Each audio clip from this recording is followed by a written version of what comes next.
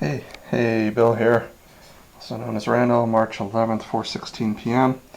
Well, I've been working on the bathroom here, on the sink. It's a learn as I go project. I recently picked up this satin finish or whatever drain tail, put the sink together. I finally did a rough in and mock installation and got it to not leak. I had to use basically my plumber's putty or plumber's joint compound on this guy, and I'm gonna break him down again. This basically over here, what I've done is I've drilled two holes for bolts for the you can see the bolt holes at the bottom. There's a boss down there on each side with a bolt hole. So I've mocked up the sink. I made marks where the bolt holes should be. I drilled through the tile in the subfloor, the self-leveling concrete with a masonry bit, and I've got the bolts right here. These are Galvy bolts, and basically the contact between metal and the china stand. You should have rubber there. I went to the Big Orange today. They didn't have nylon washers. My brother-in-law informed me that I should have nylon washers, so I scratched my head. And I decided to, instead of going to a local plumbing house, because I was late, came home and used these washers for valve stems. When you change a washer to keep the drain from the drain from leaking, or the faucet from leaking. So I drilled them out to 5/16, and I'm going to use those. So basically up here for the where the bolts go in to hold the sink to the wall, because this is just a French cleat, it just holds it up. So I'm going to use it for there. I got these bolts set up for the wall, and these for the floor. And okay, so what I'm going to do is I'm going to break this guy down again.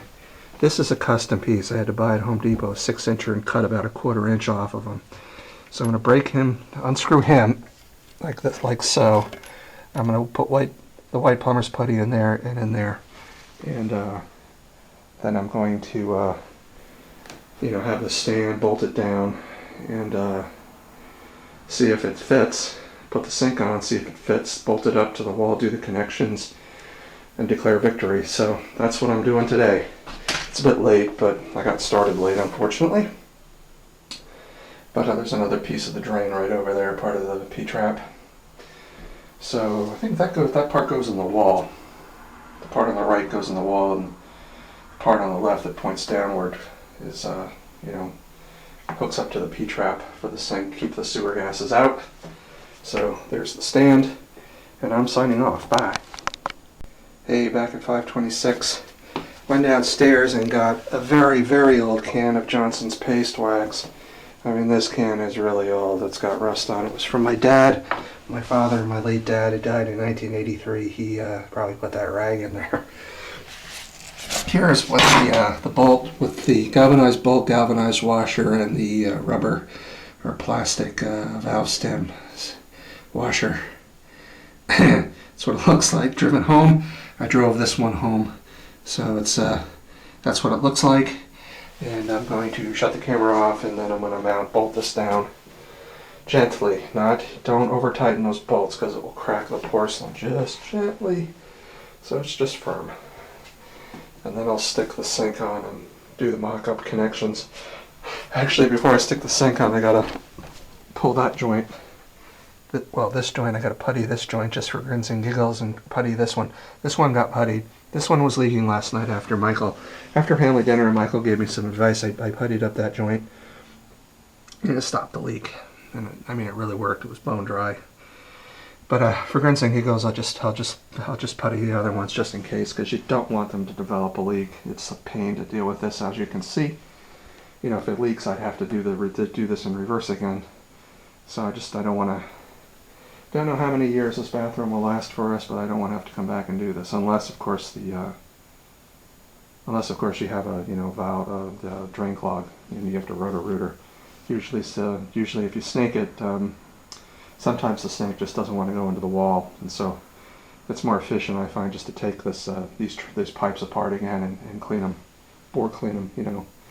With them in your hand, it's a lot easier to clean all the gunk out. So Alright, see ya. Okay, Bill here, 3 p.m. I've cleaned up, taken a shower, and so we got the toilet as usual. Storing some spare parts in there.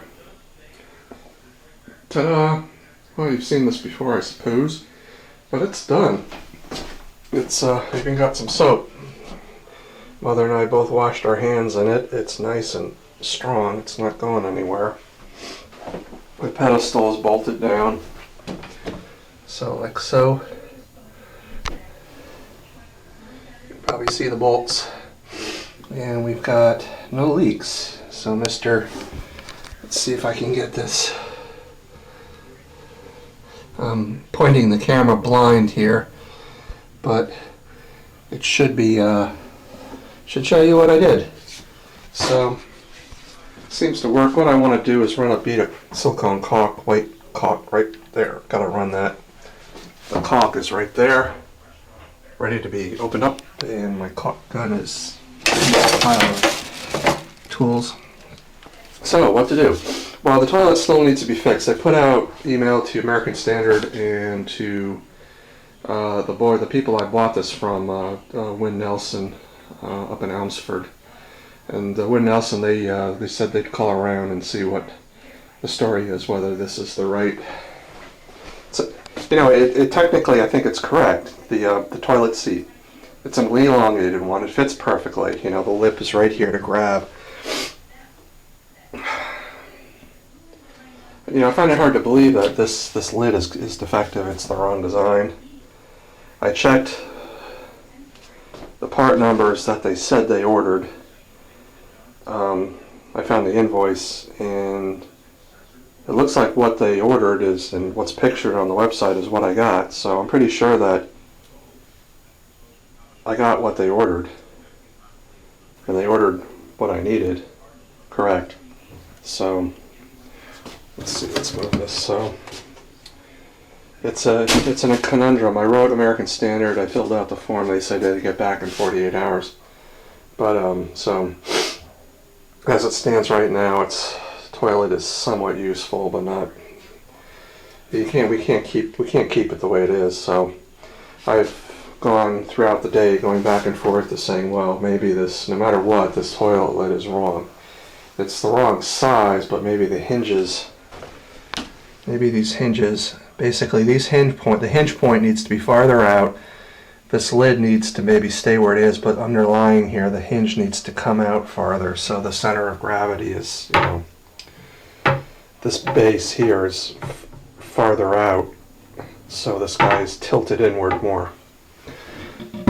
But so that's the story. So tomorrow I got a doctor's appointment,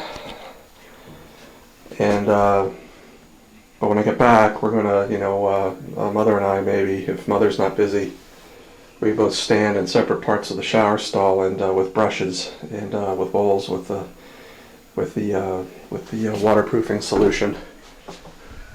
That stuff right there. Sealer's Choice Gold Aqua Mix.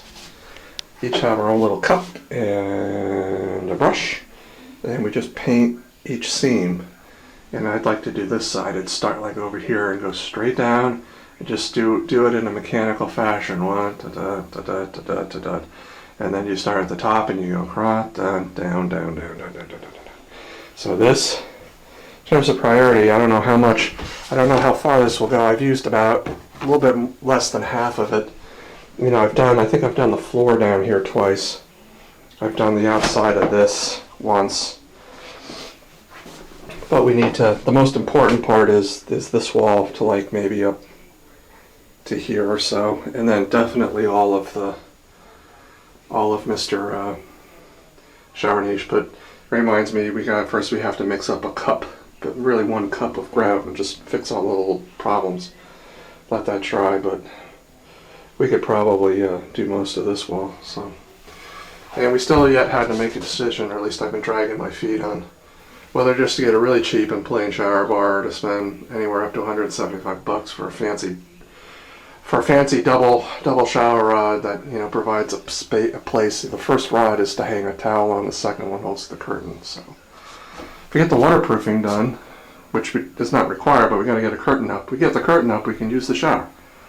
But I'd really like to get the waterproofing in at least one coat, maybe two, especially over on this, like this wall, and then like this half, the left half of that. You know, not so critical. Well, anything down low is critical, and then like that corner and all of this wall. So, but that's what's going on. So, slowly getting there. And so I'll see you guys later. Bye bye.